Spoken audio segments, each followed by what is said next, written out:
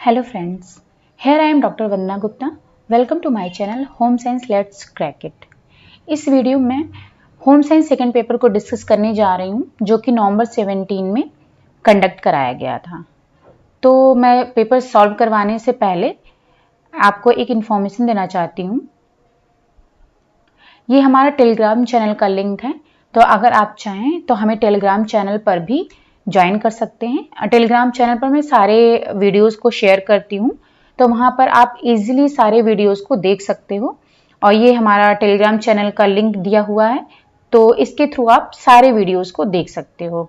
इसी तरीके मैं फेसबुक पेज, ट्विटर और इंस्टा पर भी अपने सारे वीडियोस को शेयर करती हूँ, तो वहाँ पर भी आप home science let's crack it के नाम से आप सर्च करके सारे वीडियोस को देख सकते हो।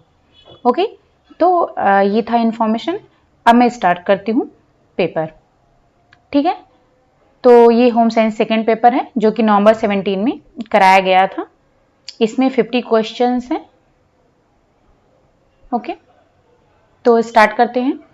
First question is RD of energy ICMR 2010 for a moderately active pregnant women is. Answer है इसका answer third, 2580 kilo calorie. Okay, इसे मैं हिंदी में भी आपको सॉल्व करवाऊंगी, तो अभी मैं हिंदी में इसको डिस्कस नहीं कर रही हूं। Second question is following is an example of water in oil type of emulsion. Okay, तो इसका आंसर है फर्स्ट बटर। फिर है menu. Third question is menu for meals on wheels is. Answer is second selective. Now next question is which of the following is a soluble bluing agent? Answer is third, methylene blue. Which of the following fibers can be confirmed by performing microscopic test? Answer is first, wool. Okay, wool.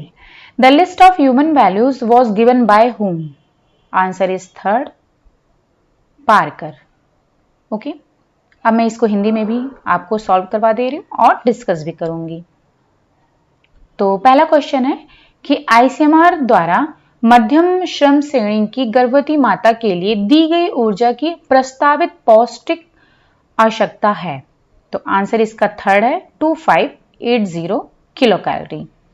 तो मैं इसके बारे में बता देती हूँ कि जो RDA है, जो कि नॉर्मल विमेन के लिए जो सिडेंट्री, मॉडरेट और हैवी, ठीक है, काम करते हैं, तो सिडेंट्री के लिए है 1900 kilo calorie, means 1900 kilo calorie होती है, और मॉडरेट के लिए होता है 2230 kilo calorie, means 2230 kilo calorie होता है रिक्वायरमेंट। और हैवी के लिए, जो हैवी वर्क करती हैं, उनके लिए होता है 2850 kilo calorie, means 2850 kilo calorie की रिक्वायरमेंट होती है। तो यहाँ पर पूछा गया है कि जो ICMR द्वारा जो मॉडरेट विमेन है उनके लिए पूछा गया है कि कितनी उसकी एनर्जी की आवश्यकता होगी। ठीक है, तो और वो प्रेग्नेंट है, ठीक है, मॉडरेट और प्लस प्रेग्नेंट विमेन है। तो जो प्रेग्नेंट विमेन होती हैं उनको plus 350 kilo calorie, means 350 kilo calorie अधिक जो है उन्हें किलो कैलोरी देनी होती है।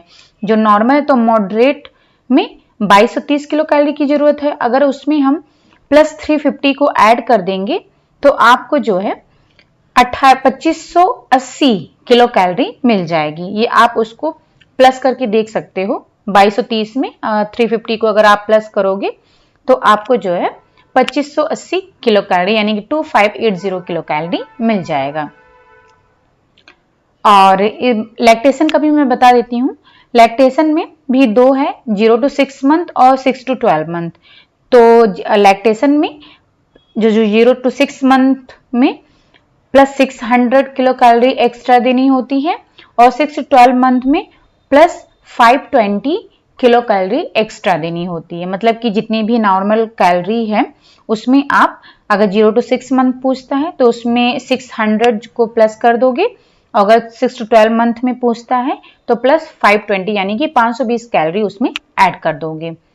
ठीक है, अब है सेकंड क्वेश्चन, वसा में जल प्रकार के इमल्सन का उदाहरण निम्न है। तो इसका आंसर है बटर मीन्स मक्खन। ठीक है, तो मैं यहां पर बता देती हूं कि इमल्सन क्या होता है। इमल्सन का मतलब है कि जब दो इमिसेबल यानी कि जो अनमिक्सेबल, जो कि दो लिक्विड मीन्स जो कि एक दूसरे में मिक्स नहीं होते हैं, उनका जब मिक्सचर बनाया जाता है तो उसे इमल्सन कहते हैं। इसमें क्या होता है, जो एक लिक्विड होता है वो दूसरे में एक ड्रॉपलेट के फॉर्म में, ठीक है, ड्रॉपलेट के फॉर्म में उसमें डिस्पर्स होता है यानी कि फैला हुआ होता है या फिर घुला हुआ होता है। ठीक है, इसको मैं यहाँ पर दिखा देती हूँ, आपको समझ में आ जाएगा ये पिक्चर को देख करके।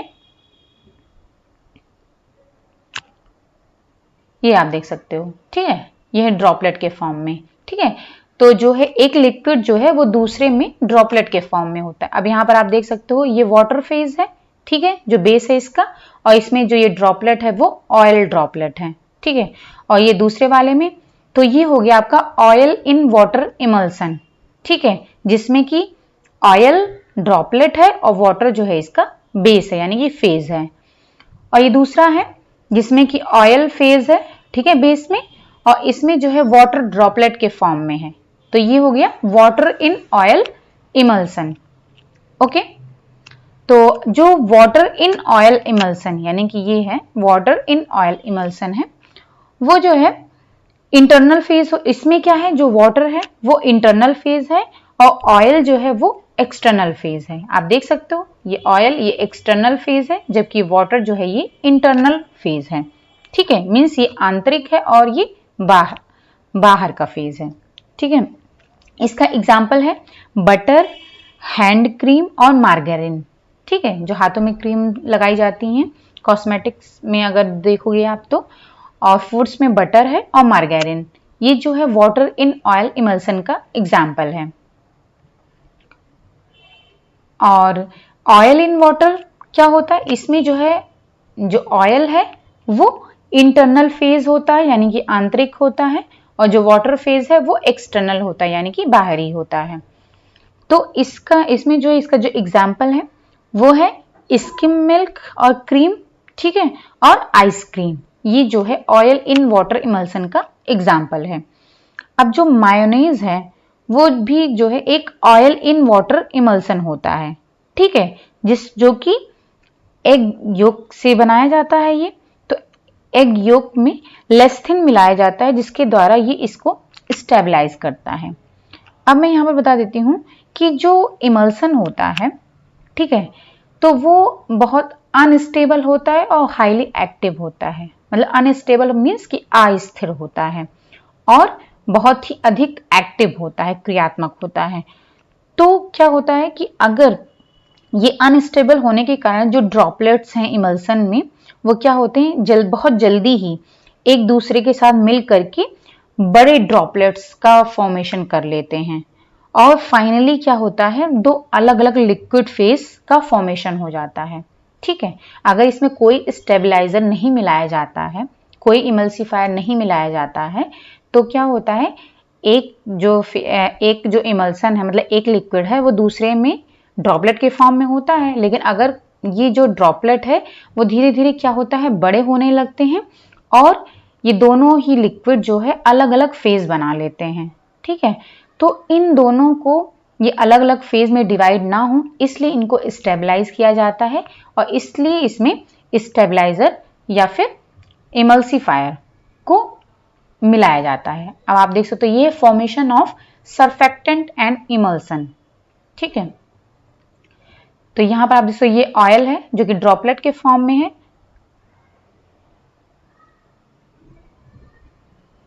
सॉरी,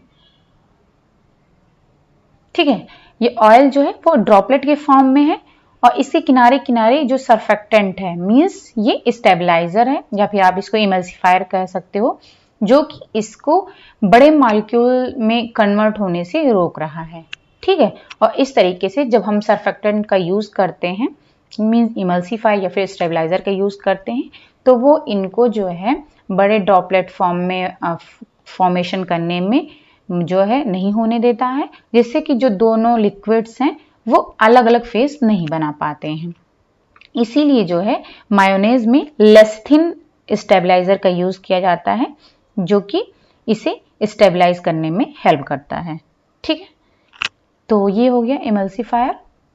इमल्सन के बारे में आप जान गए। ठीक है, इमल्सन क्या होता है और इसके टाइप्स क्या हैं और इसका एग्जाम्पल क्या है। अब आते हैं थर्ड क्वेश्चन पर, मील्स ऑन व्हील्स का मेन्यू। अब मील्स ऑन व्हील्स, इसका आंसर है सेकंड, चयनात्मक, मीन्स सेलेक्टिव होता है। और मील्स ऑन व्हील्स होता क्या है, ये जो है यूनाइटेड किंगडम में मीन्स यूके में ओरिजिनेट हुआ था वर्ल्ड वॉर सेकेंड के समय, जो कि 1943 में हुआ था। उस टाइम पर इसकी उत्पत्ति हुई थी। और ये एक प्रोग्राम है जो कि मेनली इसमें क्या होता है कि जो लोग फूड को खरीद नहीं सकते हैं या फिर उन्हें बना नहीं सकते हैं, ठीक है, उनके अंदर इतनी कैपेबिलिटी नहीं होती या फिर वो असमर्थ होते हैं करने में, तो उनको जो है उनके घर पर फूड्स की डिलीवरी की जाती है। इस प्रोग्राम के अंतर्गत फूड की डिलीवरी की जाती है। और इसमें मेनली एल्डरली पीपल, यानी कि जो ओल्ड एज पीपल हैं, जो कि फूड खरीद नहीं सकते हैं, हो सकता है उनकी जो इकोनॉमिक स्थिति है वो अच्छी ना हो, तो वो फूड नहीं खरीद सकते हैं, या फिर एज की वजह से वो बना नहीं सकते हैं, तो उनको जो है फूड उनके घर पर डिलीवर किया जाता है इस प्रोग्राम के अंतर्गत। ठीक है, तो ये आप समझ गए। और इसमें जो मेन्यू होता है उसको आप सेलेक्ट कर सकते हो, मीन्स चयनात्मक होता है। अब फोर्थ क्वेश्चन है कि निम्नलिखित में से कौन सा नील घुलनशील है। ठीक है, तो इसका आंसर है थर्ड, मेथाइलिन ब्लू। और नील आप घर में यूज करते हो। नील का यूज क्यों किया जाता है कि जो वाइट आपके कपड़े होते हैं वो जो है उनकी वाइटनेस को बनाए रखने के लिए नील का यूज किया जाता है, जिसका एग्जाम्पल है मेथाइलिन ब्लू। अब आते हैं नेक्स्ट क्वेश्चन पर, निम्नलिखित तंतुओं में से कौन से तंतु की पुष्टि दूरबीन की जांच से की जा सकती है। तो इसका आंसर है ऊन की जांच की जा सकती है माइक्रोस्कोप के द्वारा। मानवीय मूल्यों की सूची किसके द्वारा दी गई थी। तो आंसर इसका है थर्ड, पार्कर के द्वारा दी गई थी मानवीय मूल्यों की सूची। अब मैं यहाँ पर आपको दिखा देती हूँ कि इन्होंने कौन कौन से मूल्य बताए थे। इन्होंने ह्यूमन वैल्यूज को क्लासिफाई किया था और इसमें इन्होंने 8 मूल्य बताए हुए हैं। पहला है बायोलॉजिकल वैल्यूज, मीन्स जैविक मूल्य। दूसरा है इकोनॉमिकल वैल्यूज, मीन्स आर्थिक मूल्य। तीसरा है अफेक्टिव वैल्यूज, मीन्स भावात्मक मूल्य। और फोर्थ है सोशल वैल्यूज, मीन्स सामाजिक मूल्य। और फिर है इंटेलेक्चुअल वैल्यूज, मीन्स बौद्धिक मूल्य। एस्थेटिक वैल्यूज, मीन्स सौंदर्यात्मक मूल्य। मॉरल वैल्यूज मीन्स नैतिक मूल्य। और लास्ट है रिलीजियस वैल्यूज, मीन्स धार्मिक मूल्य। तो ये 8 मूल्यों के मीन्स वैल्यूज के बारे में पार्कर ने बताया था। ठीक है, अब आते हैं नेक्स्ट पर। 7th question is the specialisation of function of 2 hemisphere of the cerebral cortex is called. Answer है इसका पहला, लैटराइजेशन। इसे मैं अभी डिस्कस करती हूँ। फिर है flat puppets which are operated against the rear of a tightly stretched white cloth screen with a light behind are called. Answer है इसका फोर्थ, शैडो पपेट। इसको मैं ऑलरेडी डिस्कस कर चुकी हूँ। और पपेट्स के बारे में, ग्लो पपेट क्या होता है, रॉड पपेट क्या होता है, स्ट्रिंग पपेट क्या होता है और शैडो पपेट क्या होता है, इनके बारे में मैं प्रीवियस वीडियोस में डिस्कस कर चुकी हूँ, तो आप वहां जाकर के इसके एक्सप्लेनेशन को देख सकते हो। फिर है distrust between a sender and a receiver in communication is a type of. Answer है इसका third, socio psychological barrier. Okay, फिर है 10th question, a cumulative percentage curve with an S-shaped figure is called an, answer 4 है ओगाई। Okay, following are the symptoms of niacin deficiency. Niacin की deficiency के कौन कौन से सिम्टम्स हैं।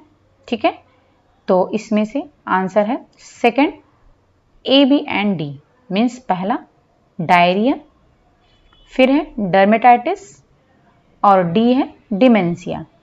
ये नियासिन मीन्स विटामिन B3 के ये सिम्टम्स हैं, ये तीनों। ओके, और एक फोर्थ भी होता है जिससे कि डेथ बोलते हैं, डायरिया, डिमेंशिया, डर्मेटाइटिस और डेथ। ये फोर्थ सिम्टम भी ऐड किया गया है। अब इसको हिंदी में देख लेते हैं और डिस्कशन देख लेते हैं। मस्तिष्क के कॉर्टेक्स के दो गोलार्धों के कार्यों के विशिष्टीकरण को क्या कहते हैं? आंसर इसका है लेटराइजेशन। ठीक है, इसके बारे में हम डिस्कस कर लेते हैं ये क्या होता है। तो ये आप देख सकते हो, जो हेमिस्फेयर है मीन्स जो गोलार्ध है, ठीक है, इसमें क्या होता है, एक ये जो हमारी विजुअल प्रोसेसिंग है मीन्स जो हमारी हम देखते हैं उसको ये कंट्रोल करता है, और सेंसरी मोटर प्रोसेसिंग को भी कंट्रोल करता है मीन्स जो हमारी संवेदी क्रियाएं हैं उनको भी कंट्रोल करता है। तो आप इसमें देख सकते हो जो हमारा लेफ्ट हेमिस्फेयर होता है यानी कि जो बायां होता है, जस्ट अपोजिट इसमें करता है। जो लेफ्ट यानी कि जो बायां हेमिस्फेयर है, ठीक है, वो हमारे दाएं साइड के यानी कि जो राइट हैंड है हमारा उसको कंट्रोल करता है, यानी कि हमारे दाएं भाग के सभी अंगों को कंट्रोल करता है, उनके कार्यों को कंट्रोल करता है। और जो राइट हेमिस्फेयर यानी कि जो दायां गोलार्ध है वो हमारे लेफ्ट हैंड को कंट्रोल करता है, मतलब बाएं साइड के सभी कामों को, क्रियाओं को कंट्रोल करता है। तो ये अपोजिट काम करता है, लेफ्ट राइट को और राइट लेफ्ट को कंट्रोल करता है। इसी तरीके से विजुअल्स में भी होता है, जो हमारी लेफ्ट विजन होता है, मतलब जो हम बाएं साइड में देखते हैं उस विजन को हमारा राइट हेमिस्फेयर जो है कंट्रोल करता है, और जो हम दोनों आंखों से राइट साइड में देखते हैं उसे जो है हमारा लेफ्ट हेमिस्फेयर कंट्रोल करता है। ठीक है, अब ये देख सकते हो लेटराइजेशन क्या होता है। अब यहाँ पर दोनों के फंक्शन के बारे में बताया गया है। जो लेफ्ट हेमिस्फेयर यानी कि बायां गोलार्ध है वो क्या करता है, हमारी राइट साइड के जो दाएं बॉडी का हमारा जो दायां भाग है, ठीक है, उसको ये कंट्रोल करता है, और हमारे दाएं साइड की जो मोटर एक्टिविटी में जो हाथ और पैर की जो भी हम एक्टिविटी करते हैं उनको कंट्रोल करता है, हमारी स्पीच को, लैंग्वेज, हमारी भाषा को, हमारी कॉम्प्रिहेंशन को कंट्रोल करता है, उसमें हेल्प करता है, और एनालाइज करने में, कोई विश्लेषण करने में, कैलकुलेशन करने में ये हेल्प करता है, और टाइम एंड सीक्वेंसिंग में, मतलब जो हम हमारी थिंकिंग, हमारी जो स्किल्स है, थिंकिंग स्किल है, हम किसी चीज़ को सीक्वेंस में उसको क्लासीफाई करते हैं अकॉर्डिंग टू टाइम, तो ये इसमें भी हमारा जो लेफ्ट हेमिस्फेयर है वो हेल्प करता है। और वर्ड्स यानी कि शब्द, अक्षर और जो नंबर्स हैं उनको पहचानने में ये हेल्प करता है। अब इसी तरीके से राइट हेमिस्फेयर है जो कि हमारे लेफ्ट साइड के बॉडी की जितनी भी क्रियाएं हैं, सेंसेस हैं, संवेदी क्रियाएं हैं, उनको कंट्रोल करता है, और जो हमारे लेफ्ट साइड की हाथ पैर को भी वो कंट्रोल करता है। क्रिएटिविटी में ये हेल्प करता है, और स्पेशल एबिलिटी का मतलब है कि हमारी जो हम एक दूसरे से जो संबंध स्थापित करते हैं, जैसे शेप्स है, स्पेस है, स्थान के बीच में, शेप के बीच में, और जो एरिया, क्षेत्र के बीच में जो हम संबंध स्थापित करते हैं उसको समझने में, उसको देखने में, और उसको रिव्यू करने में, सोचने में, ठीक है, उसको रिकॉग्नाइज करने में जो है ये हेल्प करता है। कॉन्टेक्स्ट परसेप्शन यानी कि प्रत्यक्षीकरण में ये हेल्प करता है, और फेसेस यानी कि चेहरों को, स्थान को और किसी भी वस्तु को पहचानने में ये हेल्प करता है। तो इस तरीके से लेटराइजेशन का मतलब ये यहाँ पर है कि लेफ्ट हेमिस्फेयर का यहाँ पर काम दिया गया, ये किस तरीके से काम करता है, और राइट हेमिस्फेयर ये किस तरीके से काम करता है। ओके, तो आई थिंक आपको समझ में आ गया होगा कि हेमिस्फेयर क्या है और ये किस तरीके से काम करता है। अब है 8वां क्वेश्चन, वह चपटी कठपुतली जिसे सफेद कपड़े के खींचे हुए पर्दे के पीछे से रोशनी के साथ चलाया जाता है क्या कहलाती है? तो इसका आंसर है 4, छाया कठपुतली। फिर 9th क्वेश्चन है कि संप्रेषण में संदेश भेजने वाले तथा संदेश प्राप्त करने वाले के बीच अगर अविश्वास की भावना हो तो वह किस प्रकार के संचार का अवरोधक होगा? तो इसका आंसर है 3rd, सामाजिक मनोवैज्ञानिक अवरोधक। तो मैं यहां पर कुछ बैरियर्स को डिस्कस कर लेती हूं। अब ये देख लेते हैं टाइप्स ऑफ बैरियर्स, यानी कि कम्युनिकेशन में संचार के अवरोधों के प्रकार। ठीक है, तो पहला है सिमेंटिक बैरियर्स मीन्स भाषा संबंधी अवरोध, दूसरा है ऑर्गेनाइजेशनल बैरियर, संगठनात्मक अवरोध। इमोशनल और परसेप्शनल बैरियर्स मीन्स भावनात्मक अवरोध। फिजिकल बैरियर्स मीन्स भौतिक अवरोध। पर्सनल बैरियर्स मीन्स व्यक्तिगत अवरोध। और अदर बैरियर्स में और अदर्स आ जाते हैं। ठीक है, तो अब देख लेते हैं सिमेंटिक बैरियर्स में कौन कौन से आ जाते हैं। तो इसमें है रॉन्गली एक्सप्रेस्ड मैसेज, जैसे कि हम कोई भी मैसेज को अब सही तरीके से हम एक्सप्रेस नहीं कर पा रहे, मीन्स त्रुटिपूर्ण शब्द में अभिव्यक्त संदेश, उसकी वजह से हो सकता है। या फिर फॉल्टी ट्रांसलेशन मीन्स त्रुटिपूर्ण अनुवाद के कारण हो सकता है। अनक्लैरिफाइड एजम्पशंस मीन्स अस्पष्ट मान्यताओं के कारण हो सकता है। अनक्लियर्ड प्रीकॉन्सेप्ट्स मीन्स अस्पष्ट पूर्ण धारणाओं के कारण हो सकता है। Use of technical language means तकनीकी भाषा का जो हम प्रयोग कर रहे हैं उसकी वजह से भी हो सकता है जो जिनके लिए हम अपने जो हम संप्रेषण करने कम्युनिकेट कर रहे हैं तो उस तरह उनको टेक्निकल नॉलेज ना हो तो उस वजह से भी प्रॉब्लम हो सकता है। अब आता है ऑर्गेनाइजेशनल बैरियर मीन्स एक संचार प्रक्रिया में संगठन संबंधी अवरोध कौन कौन से हैं। कॉम्प्लिकेटेड ऑर्गेनाइजेशनल स्ट्रक्चर के कारण हो सकता है, मीन्स जटिल संगठनात्मक संरचना के कारण। रेपुटरी रिलेशन के कारण मीन्स प्रतिष्ठात्मक संबंध के कारण। या फिर bad maintenance of communication objects यानी कि संचार सामग्री का घटिया रखरखाव उसके कारण हो सकता है। या फिर ऑर्गेनाइजेशनल रेगुलेटरी पॉलिसीज के कारण मीन्स संगठनात्मक नियमन नीतियों के कारण हो सकता है। और है ऑर्गेनाइजेशनल फैसिलिटीज मीन्स संगठनात्मक सुविधाएं जो हैं उनकी वजह से भी कोई मतलब प्रॉब्लम हो सकती है अगर वो सही नहीं है। फिर आता है इमोशनल और परसेप्शनल बैरियर या फिर आप इसको साइकोलॉजिकल बैरियर भी कह सकते हो। संचार प्रक्रिया में भावनात्मक अवरोध में निम्न तत्वों को शामिल किया जाता है, जैसे कि इमोशनल एटीट्यूड मीन्स भावनात्मक दृष्टिकोण। लेस ग्रास्पिंग पावर मीन्स अल्प धारणशीलता के कारण हो सकता है। सिलेक्टिव एटीट्यूड मीन्स चयनात्मक दृष्टिकोण, आपने कोई एक दृष्टिकोण अपनाया हुआ है उस वजह से हो सकता है क्योंकि हर किसी का अलग अलग दृष्टिकोण होता है, एटीट्यूड होता है। Unuseful mixing and killing of originality means अनावश्यक मिश्रण व विरूपण, यानी जिन चीजों की जरूरत नहीं है आप उनको मिक्स कर रहे हो जिनका कोई यूज नहीं है और जो उसकी ओरिजिनलिटी है उसको आप खत्म कर दे रहे हो, उस वजह से भी अवरोध हो सकता है। या फिर डिस्ट्रस्ट ऑन कम्युनिकेशन मीन्स संचार का अविश्वास जो कि आपसे क्वेश्चन में पूछा गया है। और फिर है अनमेच्योर इवैल्यूएशन मीन्स अपरिपक्व मूल्यांकन के कारण भी हो सकता है। फिर आते हैं फिजिकल बैरियर्स पर यानी कि भौतिक अवरोध, जैसे कि लिटरेरी एक्सप्लोजन मीन्स साहित्यिक विस्फोट। नॉइज टाइम एंड डिस्टेंस में शोर समय व दूरी के कारण हो सकता है। फाइनेंस रिलेटेड ऑब्स्टेकल्स मीन्स वित्त संबंधी बाधा के कारण हो सकता है। और हेलो इफेक्ट मीन्स हेलो प्रभाव के कारण हो सकता है।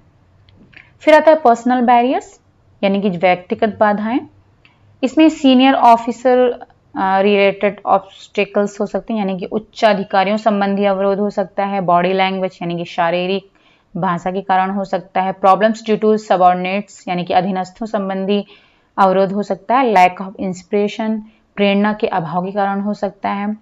एटीट्यूड मीन्स व्यवहार। फियर मीन्स डर। प्रॉपर मीडियम मीन्स उचित माध्यम न होने के कारण। लैक ऑफ टाइम समय अभाव के कारण। लैक ऑफ इंटरेस्ट मीन्स अरुचि के कारण ये बाधाएं उत्पन्न हो सकती हैं। अदर बैरियर्स में है कि ओवरलोड ऑफ इंफॉर्मेशन यानी कि सूचनाओं का अधिभार, यानी आपके पास बहुत सारी इंफॉर्मेशन है तो वो ओवरलोड हो जाता है, उसके कारण भी बैरियर हो सकता है, आप प्रेजेंट नहीं कर पाते जो इन्फॉर्मेशन आपको प्रेजेंट करनी है देनी है।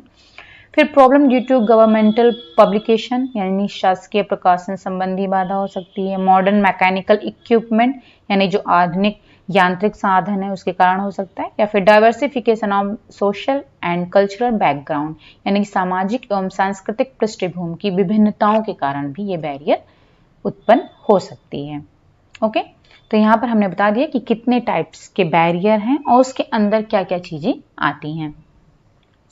अब आते हैं एस आकार युक्त एक संचयी प्रतिशतता वक्र कहलाता है। आंसर इसका है 4 तोरण मीन्स ओगाइब। तो ये भी देख लेते हैं। ठीक है, तो जो ये एस शेप्ड कर्व आता है वो लर्निंग कर्व का ही एक टाइप है। मीन्स अब कोई पर्सन किस तरीके से नए स्किल को, ठीक है, वो किस तरीके से उसको प्राप्त कर रहा है, एक्वायर कर रहा है, तो उसी तरीके से उसका जो परफॉर्मेंस कर्व है वो यहाँ पर दिखाया जाता है बिगनिंग से लेकर के, और जिस तरीके से वो प्रैक्टिस कर नई स्किल को सीखने के लिए वो प्रैक्टिस करता जा रहा है, तो स्टार्टिंग से लेकर के और लास्ट तक में उसमें क्या क्या चेंजेस आ रहे हैं, तो उसको कर्व के माध्यम से यहाँ पर दिखाया गया है। ठीक है, तो इसको 4 डिफरेंट शेप में रिप्रेजेंट किया गया है। पहला है लीनियर कर्व के थ्रू, दूसरा है निगेटिवली एक्सीलरेटेड कर्व के थ्रू, और तीसरा है पॉजिटिवली एक्सीलरेटेड कर्व के थ्रू, और चौथा है एस शेप्ड कर्व, जो कि आपसे पूछा गया है। तो ये आप देख सकते हो चारों। अब लीनियर कर्व का मतलब है कि मतलब जो वो नई स्किल को सीख रहा है तो उसके लिए जो भी प्रैक्टिस कर रहा है तो उसमें लगातार इम्प्रूवमेंट होता जा रहा है, तो ये धीरे धीरे ये लीनियर की स्ट्रेट लाइन दी गई है, जिसमें कि यहाँ पर एक्स एक्सिस पर भी इम्प्रूवमेंट हो रहा है और वाई पर भी हो रहा है, यानी कि इम्प्रूवमेंट लगातार बढ़ता जा रहा है। निगेटिव में क्या होता है कि इसमें स्टार्टिंग में तो इम्प्रूवमेंट होता है, मतलब अच्छे से वो प्रैक्टिस कर रहा है, इम्प्रूवमेंट हो रहा है, लेकिन बाद में जो है वो डिक्लाइन होने लगता है, यानी कि जो उसका इम्प्रूवमेंट लेवल है वो कम होने लगता है। पॉजिटिव में क्या होता है, स्टार्टिंग में उसका जो इम्प्रूवमेंट है वो कम हो रहा है, मतलब प्रैक्टिस तो कर रहा है लेकिन इम्प्रूवमेंट कम होता है, लेकिन बाद में जो है क्योंकि वो लगातार प्रैक्टिस कर रहा है इसलिए बाद में वो इम्प्रूवमेंट होने लगता है, तेजी से होने लगता है। ठीक है, तो ये पॉजिटिव है, यानी पहले कम होता है लेकिन बाद में तेजी से होता है।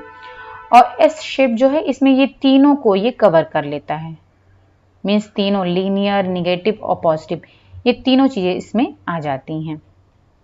तो आप देख सकते हो एस शेप्ड या फिर ओगाइब बोलते हैं इसको।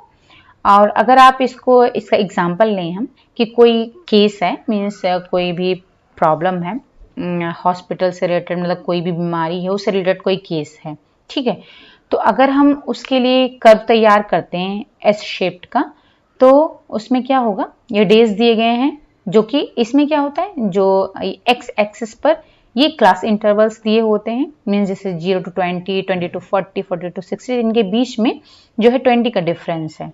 ठीक है, तो ये क्लास इंटरवल है, और यहाँ पर केसेस दिए गए हैं जो कि 1000 तक हैं, 0 से लेकर के 1000 तक केसेस दिए गए हैं। तो अब इसमें क्या हो रहा है कि आप देख रहे हो कि पहले क्या है, नए केस आ रहे हैं जो कि बढ़ रहे हैं, नए केस धीरे धीरे यहाँ पर बढ़ रहे हैं, फिर क्या होता है यहाँ पर ये कांस्टेंट हो जाते हैं, मीन्स कि यहाँ पर फिर अब केस बढ़ नहीं रहे हैं, यहाँ पर रुक गया, जितने केस थे उतने ही हैं। फिर बाद में क्या होता है, जो नए केसेस थे वो धीरे धीरे घट रहे हैं, कम हो रहे हैं। तो एस शेप का मतलब है पहले तो बढ़ता है, फिर बीच में एक ऐसा टाइम आता है जहां पर ये कांस्टेंट हो जाता है, ठीक है, स्टेबल हो जाता है, और फिर बाद में ये घटने लगता है, इसी को एस शेप कहते हैं। ठीक है, अब आते हैं कि इसमें इन्होंने दिया हुआ है, आप देख सकते हो तोरण दिया हुआ है, और हिस्टोग्राम के भी बारे में पूछा गया है। आपत्ति चिन्ह, सपाट ककुदी वक्र और तगंक ककुदी वर्क, यानी कि लेप्टोक्रेटिक, और जो है ये यहाँ पर मैं आपको इसके बारे में भी बता देती हूँ, हिस्टोग्राम के बारे में। हिस्टोग्राम क्या होता है, ये ग्राफिकल रिप्रेजेंटेशन होता है डेटा का, जिसमें कि डिफरेंट डिफरेंट हाइट्स होती हैं, और इसमें कंटिन्यूअस डेटा होता है। ठीक है, इसमें जो है इनको जो है हिस्टोग्राम में प्रत्येक जो बार ग्रुप्स हैं नंबर्स को, उनको एक रेंज में प्रस्तुत किया जाता है। आप यहाँ पे देख सकते हो ये क्लास इंटरवल है, एज दिए गए हैं 20 से लेकर के 100 तक का एज दिया गया है, और उनकी फ्रीक्वेंसी दी गई है, किस एज में कितने लोग हैं। ठीक है, तो यहाँ पर आप देख सकते हो ये रेक्टेंगल फॉर्म में है। ठीक है, और यहाँ पर क्या हो रहा है, ये कंटिन्यूअस होते हैं, ठीक है, इनके बीच में गैप नहीं होगा, ये कंटिन्यूअस होंगे हिस्टोग्राम में। ठीक है, जो यहाँ पर ये गैप आप देख रहे हो ये गैप नहीं है, बल्कि यहाँ पर इसका मतलब ये है कि 80 से और 90 के बीच में जो है कोई भी नहीं है। ठीक है, इस एज के बीच में यहाँ पर कोई नहीं, इसलिए यहाँ पर गैप है। ठीक है, इसका मतलब है निल है, ये गैप नहीं है ये। अब यहाँ पर जो टॉलर बार है वो ये शो कर रहा है कि इस रेंज में 50 to 60 एज ग्रुप में सबसे अधिक लोग हैं। ठीक है, सबसे अधिक, more data falls in that range. A histogram displays the shape and spread of continuous sample data, यानी कि जो मैं बता चुकी हूँ इसमें कॉन्टिन्यूअस डेटा होता है, बीच में गैप नहीं होता है। ठीक है, फिर आप देखते हो लेप्टोकर्टिक और प्लेटिकर्टिक, इसके बारे में भी इन्होंने पूछा हुआ है। तो ये जो कर्टोसिस के अंदर आता है, कर्टोसिस का मतलब होता है पीकनेस या फिर फ्लैटनेस, कर्व की फ्लैटनेस या फिर पीकनेस को ये शो करता है। और ये तीन फॉर्म में तीन टाइप के होते हैं, लेप्टो, मीजो और प्लेटी। लेप्टो या पहले दे सॉरी लेप्टोकर्टिक ये पहला है, जिसमें आप देख सकते हो कि ये हाई होता है बहुत और थिन होता है। ठीक है, मीजोकर्टिक ये नॉर्मल शेप में होता है, और प्लेटिकर्टिक का मतलब फ्लैट और स्प्रेड आउट होता है। मीन्स लेप्टो का मतलब है हाईएस्ट पीक होता है, मीजोकर्टिक का मतलब मीडियम पीक होता है, और प्लेटिकर्टिक का मतलब स्मॉलेस्ट और फ्लैटेस्ट पीक होता है, यानी कि सबसे कम। ठीक है, तो कर्टोसिस जो है पिकनेस या फ्लैटनेस को शो करता है, और ये तीन फॉर्म में होता है। ठीक है, मीन्स सपाट ककुदी वक्र और तगंग ककुदी वर्ग, यही लेप्टोकर्टिक और प्लेटिकर्टिक है। आपात चिन्ह का मतलब हिस्टोग्राम है। तो आई थिंक आपको समझ में आ गया होगा। अब आते हैं 11th क्वेश्चन पर, नाइसिन की कमी से होने वाले लक्षण कौन कौन से हैं। ठीक है, तो इसका आंसर है सेकेंड, डायरिया, डर्मेटाइटिस और डिमेंशिया, और एक फोर्थ भी होता है डेथ, इसकी वजह से। अब है कि following foods have gluten present in them, कौन कौन से फूड जिनमें कि ग्लूटेन प्रेजेंट होता है। तो आंसर इसका सेकेंड है ACND, मीन्स की bread, white sauce and beer, इसमें जो है ग्लूटेन कंटेंट होता है, जबकि बेसन और पीनट बटर में नहीं होता है। फिर है a guest relation programme adopted in a restaurant should include, answer इसका है second AD&E, anticipate customer need, use pleasant and reassuring words and observe customer behaviour. फिर है which of the following are characteristics of individuality, जिसका answer है कि third ABNE, personal signature, rejecting styles that are in fashion, and E है doing own thinking, ये individuality का characteristic है। हिंदी में भी देख लेते हैं इसको। निम्न खाद्य पदार्थों में ग्लूटेन पाई जाती है, तो आंसर इसका सेकेंड है डबल रोटी, सफेद सॉस और बियर, इनमें ग्लूटेन पाया जाता है, जो कि एक प्रोटीन होता है, और ये तीनों में पाया जाता है, जबकि बेसन और मूंगफली के मक्खन में नहीं पाया जाता है। फिर है एक रेस्टोरेंट के अतिथि संबंध कार्यक्रम में निम्न होने चाहिए। ठीक है, अतिथि संबंध में क्या क्या होना चाहिए, तो आंसर इसका सेकेंड इन्होंने दिया हुआ है।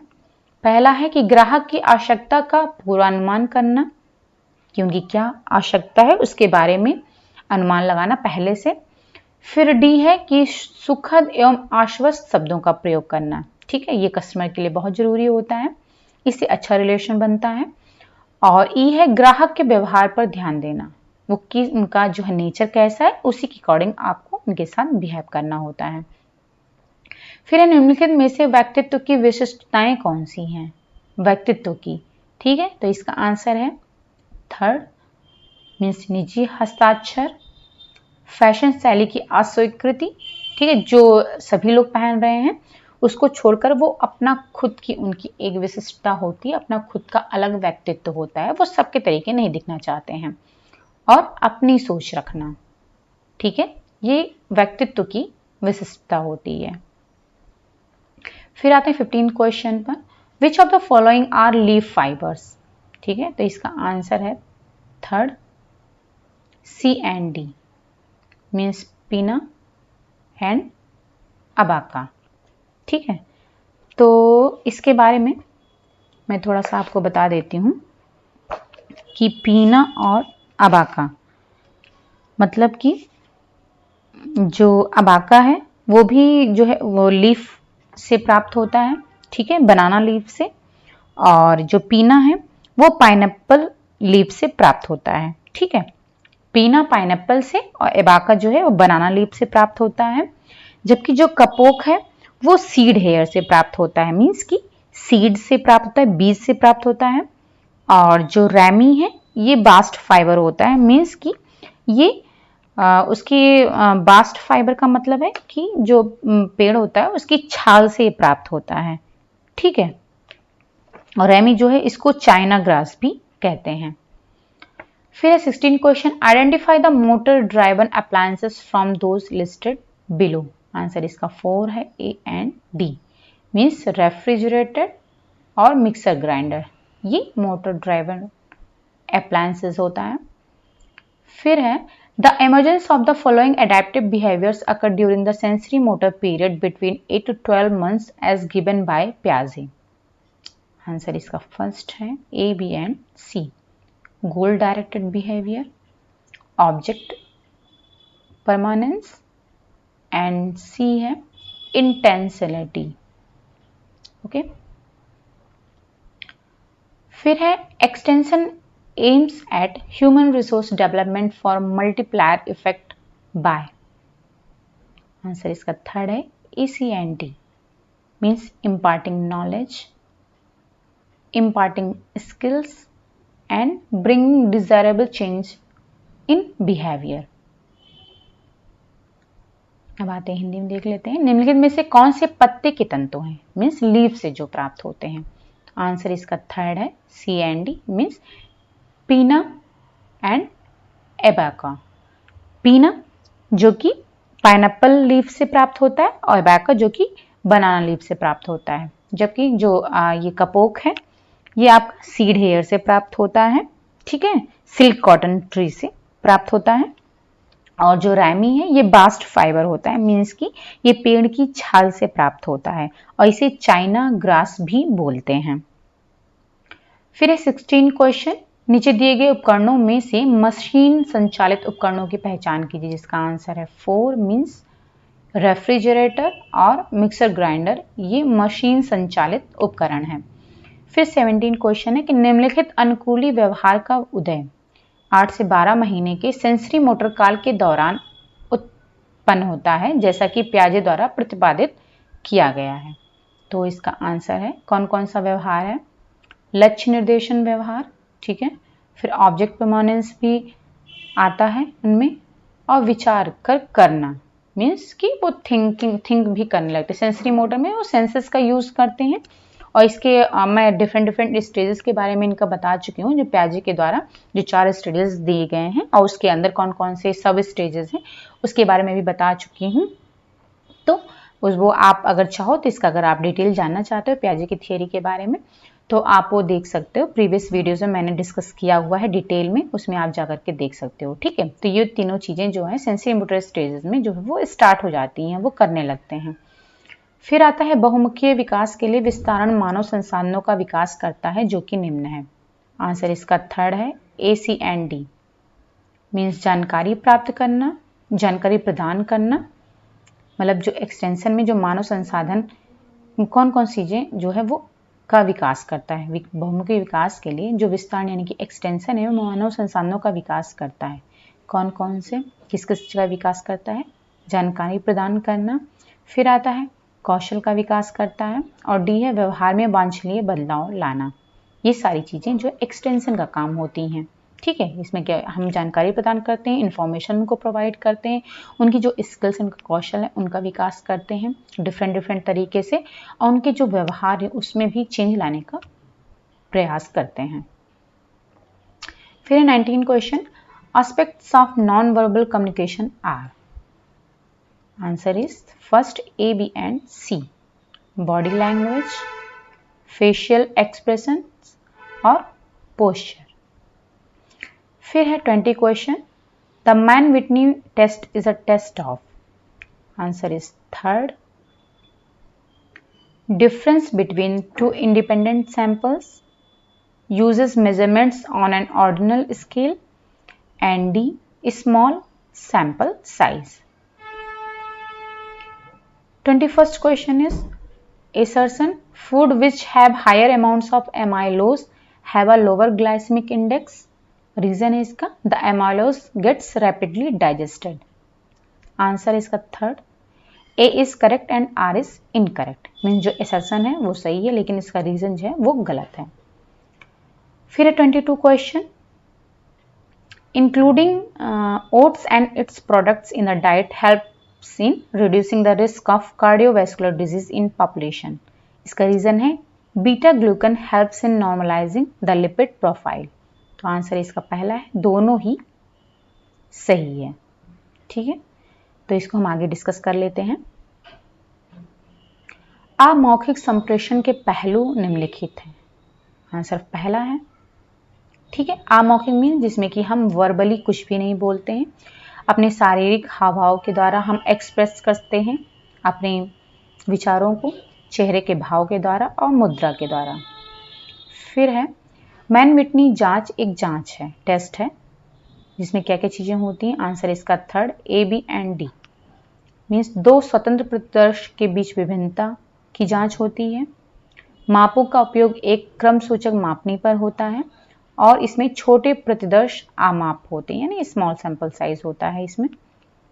फिर आता है 21 क्वेश्चन, अभिकथन है जिन खाद्य पदार्थों में अमाइलोज की मात्रा अधिक होती है उनका ग्लाइसेमिक इंडेक्स कम होता है।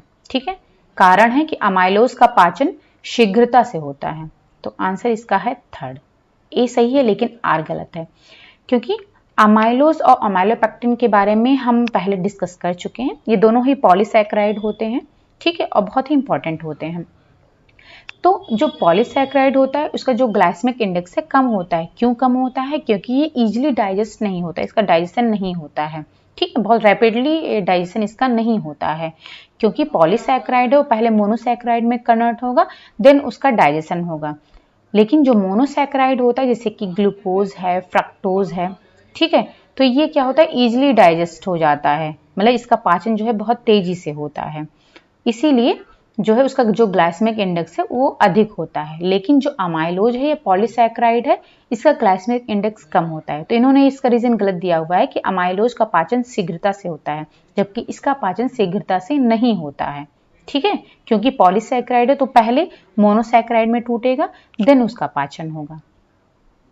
फिर 22 क्वेश्चन, आहार में ओट्स और उससे बने पदार्थ सम्मिलित करने से जनता में हृदय रोग होने की संभावना कम हो जाती है। जिसका इन्होंने कारण दिया है कि बीटा ग्लूकन लिपिड प्रोफाइल को सामान्य रखने में सहायक है। तो पहला है, दोनों ही सही है। ठीक है, जो ओट्स है वो जो हृदय रोग की संभावना को कम कर देता है। ठीक है, तो ओट्स के बारे में हम थोड़ा सा डिस्कस कर लेते हैं। ओट्स को जो साइंटिफिक नेम है इसका वो है एविना सटाइवा। इसको ब्रेकफास्ट सीरियल या फिर ओट केक्स, कुकीज या फिर ब्रेड के रूप में हम यूज कर सकते हैं और इस समय मार्केट में अवेलेबल है। और इसके जो बेनिफिट्स हैं वो हैं, ये क्या करता है, जो कोरोनरी आर्टरी डिजीज है उसमें जो है ये हेल्प प्रोवाइड करता है, इसको कंट्रोल करने में हेल्प करता है। कोलोरेक्टल कैंसर में भी ये हेल्प करता है, उसके रिस्क को कम करता है क्योंकि इसमें हाई फाइबर होता है। और ब्लड प्रेशर को मेंटेन रखने में हेल्प करता है, क्योंकि और ओट्स के साथ साथ जितने भी होल ग्रेन्स होते हैं, जो साबुत अनाज होता है, वो इन सब चीज़ों में हेल्प करता है। ओट्स में क्योंकि इसमें फाइबर कंटेंट बहुत अधिक होता है, इस वजह से बहुत इफेक्टिव होता है ब्लड प्रेशर को कंट्रोल करने में। अगर ऐसा कहा जाता है, मतलब एक अप्रॉक्सीमेट है कि अगर पर डे हम 3 पोर्शन इसका लेते हैं तो ये जो है जो कार्डियोवैस्कुलर डिजीज रिस्क है उसको बहुत सही लेवल पर इसको जो है कम कर देता है, जो कि मिडिल एज पीपल में ज़्यादातर होता है। और इसमें किस थ्रू उनका ब्लड प्रेशर कम करेगा, जिसके थ्रू जो है उनका जो कार्डियोवैस्कुलर डिजीज का रिस्क है वो भी कम हो जाता है, अगर हम पर डे 3 पोर्शन इसका ले रहे हैं। और ये डाइजेशन और ओबेसिटी में भी ये हेल्प करता है, ये फाइबर कंटेंट अधिक होता है, इसलिए ये जो है ओबेसिटी के रिस्क को भी कम करता है। और जो भी क्रॉनिक डिजीजेज हैं उनमें भी ये हेल्प करता है। और क्योंकि ये जो है हमें जब इसको हम लेते हैं, इससे फाइबर कंटेंट अधिक होने के कारण जो हमारी भूख है वो कम हो जाती है, और ये हमारे पेट को जो है हम कम मात्रा में भी अगर इसको लेते हैं तो हमें फीलिंग ऑफ फुलनेस, यानी कि हमको सटाइटी वैल्यू देता है, हमारी भूख को ये कंप्लीट कर देता है। और इसमें जो है फाइबर कंटेंट अधिक होने के कारण ये जो है जो गैस्ट्रो इंटेस्टाइनल ट्रैक्ट हैं उनको भी बहुत स्मूथली रन कराता है, जिससे कि कॉन्स्टिपेशन की प्रॉब्लम नहीं हो पाती है, उसमें हेल्प होता है।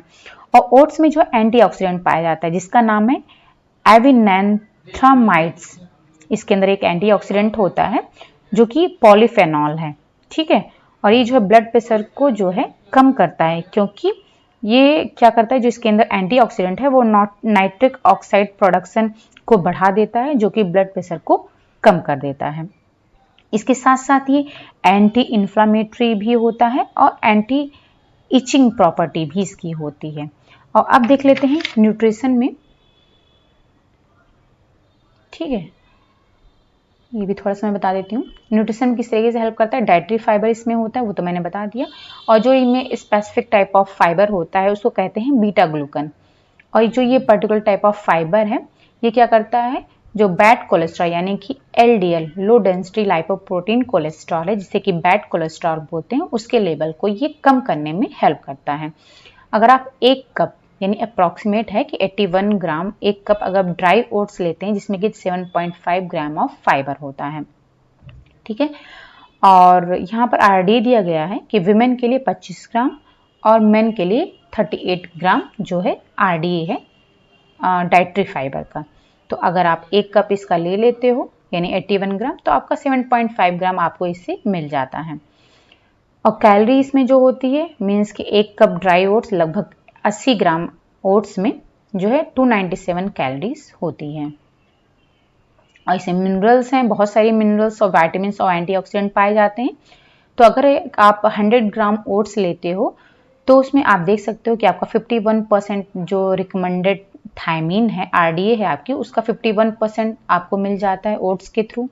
8% राइबोफ्लेविन मिल जाता है, 5% नियासिन मिल जाता है, 6% vitamin B6, 14% folate, 13% pantothenic acid, 26% iron, 44% magnesium, 52% phosphorus, 12% potassium, 26% zinc, 31% copper and 246% manganese.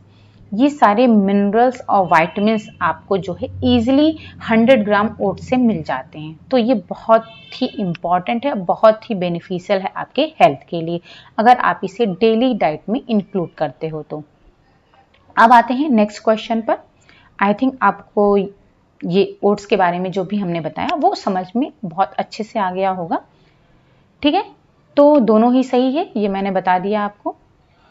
फिर 23 क्वेश्चन, एसर्शन है smorgasbord provides means for dramatically displaying food on large serving tables. Reason है इसका, it is usually used in food courts and cafeteria. तो इसका answer है पहला कि जो ए है वो करेक्ट है लेकिन आर जो है इनकरेक्ट है, इसका रीजन गलत है। फिर है 24th question, applied design is the surface enrichment of the garment. Reason है कि application of tucks and pleats are examples of applied design. तो इसका आंसर है 4। A is correct but R is incorrect, means assertion तो इसका सही है लेकिन रीजन गलत है। फिर है 25th question, 5th question, maintenance of fabrics made from low twisted yarns is easier for the consumer. Reason है कि low twisted yarns shed or soil easily since there is less space between the fibers for soil to settle। तो इसका answer देख लेते हैं कि third है, both A R incorrect, यानी दोनों ही गलत हैं, ठीक है। अब आते हैं नेक्स्ट क्वेश्चन पर। 26 क्वेश्चन है कि opposite of advancing colours is receding colours. Reason है कि those colours which are near to red are receding colors and those near to blue are advancing color। तो आंसर इसका देख लेते हैं, पहला है, एसर्शन तो सही है इसका लेकिन इसका जो रीजन है वो गलत है। अभी इसका डिस्कशन भी हम देख लेते हैं। तो 23rd क्वेश्चन है कि स्मोर गैस बोर्ड बड़ी सर्विंग टेबल पर सजावटी रूप से भोजन प्रदर्शित करने के लिए साधन प्रदान करता है। कारण है कि यह आमतौर पर फूड कोर्ट और कैफेटेरिया में प्रयोग किया जाता है। तो इसका आंसर एक है, ए सही है लेकिन आर गलत है। तो इसको मैं पिक्चर के थ्रू आपको दिखा देती हूँ कि स्मॉल गैस बोर्ड क्या होता है। ये जो है स्वीडन में डिराइव हुआ था वहां पर, ठीक है। ये एक स्वीडिश वर्ड है स्मॉल गैस बोर्ड, जिसमें स्मॉल गैस का मतलब है सैंडविच और बोर्ड का मतलब है टेबल, ठीक है। तो ये टेबल पर इस तरीके से डिस्प्ले होता है, मतलब बुफे लाइक होता है। बुफे के जैसा, लेकिन डिफरेंस ये है कि बुफे में आपको हर एक आइटम मिलता है, लेकिन इसमें क्या होता है, मेनली ब्रेड, बटर और चीज़ होता है। जो मेनली इसमें इंग्रेडिएंट्स होते हैं, मीन्स जो फूड्स होते हैं वो ब्रेड, बटर और चीज़ होते हैं। और ये स्वीडन में ये इसका डिराइव्ड हुआ था। ठीक है, तो और ये यहाँ पर रीज़न है इसका कि फूड कोर्ट कैफेटेरिया में यूज़ होता है, ये मेनली रेस्टोरेंट में यूज़ किया जाता है। ठीक है, इसलिए ये गलत है। फिर है कि अप्लाइड डिज़ाइन परिधान की सतह संवर्धन है, कारण है टक्स और प्लेट लगाना अप्लाइड डिज़ाइन का उदाहरण है। तो इसका आंसर है कि ए सही है लेकिन आर गलत है। अप्लाइड डिज़ाइन का मतलब है, आप इसको डेकोरेटिव डिज़ाइन भी कह सकते हो, मैंने बता दिया, आपको पहले बता चुकी हूँ। स्ट्रक्चरल डिज़ाइन और डेकोरेटिव डिज़ाइन क्या होता है? स्ट्रक्चर मीन्स जो कि हम शेप प्रोवाइड करते हैं, और डेकोरेटिव मतलब कि हम उसके सतह पर जो डेकोरेशन करते हैं, तो जो कि उसको सुंदर बनाता है, वो अप्लाइड डिज़ाइन कहलाता है। तो अप्लाइड डिज़ाइन परिधान का सतह संवर्धन है, ये तो सही है, लेकिन टक्स और प्लेट अप्लाइड डिज़ाइन के उदाहरण हैं, ये गलत है। तो ये हम देख लेते हैं टक्स और प्लेट्स क्या होते हैं। ये आप देख सकते हो दोनों में डिफरेंस क्या होता है। जो प्लीट्स होता है वो a fold in cloth made by doubling material over on itself, also something resembling such a fold, मतलब कि एक दूसरे पे के ऊपर जो है कपड़े को फोल्ड किया जाता है, और उसमें आप देख सकते हो ये पिक्चर में कि ऊपर की ओर एक सिलाई कर दी जाती है टॉप पर, और ये नीचे की ओर एक सिलाई कर दी जाती है, और बीच में बस केवल प्लेट्स बनाए जाते हैं, उसके ऊपर ये ऊपर और नीचे सिलाई कर दी जाती है। तो एक फोल्ड, एक के ऊपर एक फोल्ड बन जाता है, जिससे कि जो कपड़ा होता है उसमें फुलनेस आ जाती है। ठीक है, वो फूल जाता है, फुलनेस आ जाती है। तो ये बहुत कंफर्टेबल होता है, जिससे कि स्कर्ट्स में इसका यूज किया जाता है। और ये है टक्स। टक्स में आप देख सकते हो जो fold stitch into cloth to shorten, decorate और कंट्रोल फुलनेस, मतलब इसमें फोल्ड किया जाता है, उसके ऊपर फिर स्टिचिंग की जाती है। ठीक है, जबकि प्लेट्स में क्या था, यहाँ पर स्टिचिंग नहीं की जा रही थी, बल्कि केवल टॉप पर और लोअर, ऊपर और नीचे एक स्टिच यहाँ, एक स्टिच यहाँ कर दिया जा रहा था। लेकिन इसमें जो है, जो फोल्ड बनाए जाते हैं उस पर जो स्टिच की जाती है। ठीक है, इससे क्या होता है, जो कपड़ा होता है वो छोटा हो जाता है और डेकोरेट भी होता है। डिजाइन्स आपने कपड़े में देखा होगा, इस तरीके से होता है, और ये फुलनेस को कंट्रोल करता है। प्लीट्स में क्या होता है, इस पर सिलाई नहीं होती है, जिससे कि वो फुलनेस आती है कपड़े में, लेकिन ये जो है फुलनेस को कंट्रोल करता है, क्योंकि इस पर ये सिलाई कर दी जाती है, इसकी वजह से ये दब जाता है। ठीक है, तो ये टक्स और प्लीट्स में आई थिंक आपको डिफरेंस समझ में आ गया होगा। तो ये अप्लाइड डिजाइन के उदाहरण नहीं है। ठीक है, क्योंकि अप्लाइड डिजाइन के उदाहरण में आपकी एम्ब्रॉयडरी आ जाएगी, प्रिंट आ जाएगा, मतलब आप सतह के ऊपर जो भी डिज़ाइन बनाते हो प्रिंट के थ्रू और एम्ब्रॉयडरी के थ्रू, या फिर और अदर कोई भी जो है मिरर वगैरह लगाकर जो आप डिज़ाइन बनाते हो, वो अप्लाइड डिज़ाइन में आ जाएगा, जो कि टक्स और प्लीट ये नहीं आएगा, ये गलत है। फिर 25वां क्वेश्चन है, कम ऐंठन वाले धागों से बने कपड़ों की देखभाल ग्राहकों के लिए सरल होती है। ठीक है, रीज़न है कि कम ऐंठन वाले धागे से गंदगी जल्दी छूट जाती है, क्योंकि उनके तंतुओं के बीच में गंदगी को जमने की जगह कम होती है। तो इसका आंसर थर्ड है, दोनों ही गलत है।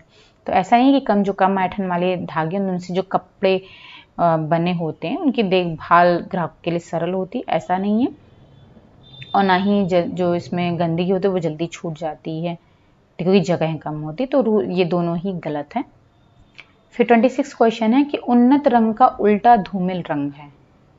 ठीक है, उन्नत रंग का उल्टा धूमिल रंग है, कारण है कि वह रंग जो लाल के पास होते हैं वे धूमिल होते हैं, और जो नीले के पास होते हैं वे उन्नत होते हैं। ठीक है, तो इसका आंसर है ए सही है लेकिन आर गलत है। ठीक है, तो इसको भी हम डिस्कस कर लेते हैं। उन्नत मीन्स एडवांसिंग कलर और धूमिल मीन्स रिसीडिंग कलर। ठीक है, तो जो वार्म कलर होते हैं उन्हीं को एडवांसिंग कलर बोलते हैं, और वार्म कलर में रेड, ऑरेंज और येलो आ जाते हैं। तो जो भी इनके नियर बाई कलर होते हैं वो एडवांसिंग कलर या फिर उन्हें वार्म कलर बोलते हैं, यानी कि उन्नत कलर बोलते हैं, जैसे कि red violet, red, red orange, orange, yellow orange और येलो। तो इनके जो नियर बाई कलर हैं रेड, येलो और ऑरेंज के, वो एडवांसिंग कलर या फिर आप उनको वार्म कलर या फिर उन्नत कलर बोल सकते हो। और ये धूमिल कलर को रिसीडिंग कलर बोलते हैं, इसमें कौन कौन से आ जाते हैं? ग्रीन, ब्लूज और वॉयलेट्स। तो ये जो तीनों कलर हैं, ग्रीन, ब्लूज और वॉयलेट्स, ये कूल कलर होते हैं और इन्हीं को रिसीडिंग कलर भी बोलते हैं। तो इनके नियर बाई जो भी कलर आते हैं कलर व्हील में, उन्हें रिसीडिंग कलर या फिर कूल कलर या फिर धूमिल कलर बोलते हैं, जैसे कि violet, blue violet, blue, blue green, green और येलो ग्रीन। ठीक है, तो ये एडवांसिंग और रिसीडिंग कलर हो गया। ठीक है, तो मैं यहाँ पर 26 क्वेश्चन तक आपको सॉल्व करा देती हूँ और अब जो भी 27 से मैं नेक्स्ट वीडियो में आपको सॉल्व करवाऊंगी क्वेश्चन। ठीक है, तो आप मैंने ये बता दिया। ठीक है, तो जो फर्दर क्वेश्चन है मैं आपको नेक्स्ट वीडियो में सॉल्व कराऊंगी और यहाँ पर मैंने आपको टेलीग्राम का लिंक भी आपको दे दिया है, तो अगर आप चाहें तो टेलीग्राम पर भी हमें ज्वाइन कर सकते हो। वहाँ पर मैं सारे वीडियोस शेयर करती हूँ, आपको ईजिली वो मिल जाएंगे। सो आई थिंक आपको ये वीडियो पसंद आया होगा, तो आप ज़्यादा से ज़्यादा सब्सक्राइब करिए, शेयर करिए अपने फ्रेंड्स के साथ में भी और लाइक करें। और आप जो भी कमेंट करते हैं उससे हमको मोटिवेशन मिलता है, प्रेरणा मिलती है। तो इसी तरीके से आप कमेंट करते रहो और जो भी आप सजेशन देते हो इस तरीके सजेस्ट हमको करते रहो, जिससे मैं अपने जो भी और भी अपने आप को इम्प्रूव कर सकूं और अच्छे से अच्छा आपको प्रोवाइड कर सकूं मैटर। ओके, तो thank you so much for supporting, and please subscribe, share and like as much as possible. Okay, and again thank you so much.